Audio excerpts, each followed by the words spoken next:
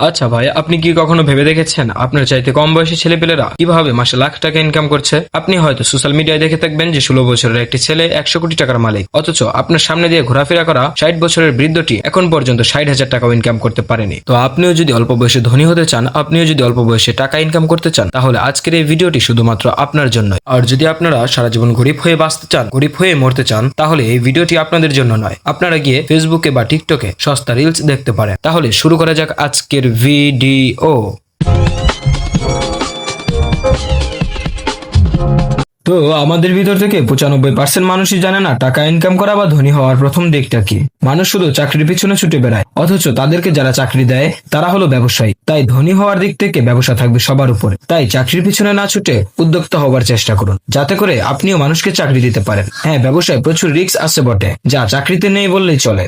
তাই বলে আপনিও যদি চাকরির পিছনে ছুটে বেড়ান, তাহলে আপনি কোনোদিনও বিলিয়নার বা মিলিয়নার হতে পারবেন না। পৃথিবীতে যত বিলিয়নার রয়েছেন, তাদের ভিতর থেকে 95% বিলিয়নারই হলেন ব্যবসায়ী এবং 5% বিলিয়নার হলেন চাকরিজীবী। এখন আপনি ডিসাইড করুন, আপনি ওই 5% বিলিয়নারের ভিতর থাকতে চান নাকি 95% বিলিয়নারের ভিতর থাকতে চান। তো আমাদের গল্পের সেই 16 বছরের মানুষটি হলো একজন মেয়ে। হ্যাঁ, আপনি ঠিকই শুনছেন। 16 বছর বয়সে ঘরের কোনায় বসে 100 কোটি টাকার এআই কোম্পানি তৈরি করে ফেলেছিল। মেয়েটির নাম হলো প্রাঞ্জলা বস্তি। প্রাঞ্জলা বস্তির বাসা ভারতের লখনৌ শহরে। পরবর্তীতে তারা ফ্যামিলির সহ মার্কিন যুক্তরাষ্ট্রে পাড়ি জমায়। তার তৈরিকৃত ডেলফ এআই এখন প্রায় 100 কোটি টাকা ছাড়িয়ে দ্বিগুণ হয়ে গেছে। তাহলে একবার ভেবে দেখুন তো, একটি সাধারণ মেয়ে যদি 100 কোটি টাকার এআই কোম্পানি গড়ে তুলতে পারে, তাহলে আপনি কেন পারবেন না? তো এবার আসা যাক সেই বৃদ্ধর কাছে, যার বয়স কিনা 60 বছর। এখন পর্যন্ত 60,000 টাকার মালিকও তিনি হতে পারেননি। সারা জীবন গাদার খাটুনি খেটে এসে এখন তার আরাম করার কথা, অথচ আরাম তো দূরে থাক, 3 বেলা 3 মুঠো ভাতও তিনি খেতে পারেন না। আপনি কি জানেন সেই বৃদ্ধটি কে? সেই বৃদ্ধটি হলো আপনার সামনে দিয়ে ঘোরাফেরা করা অসহায় গরিব দিনমজুরটি, যাকে মানুষ আজ অবহেলা করে।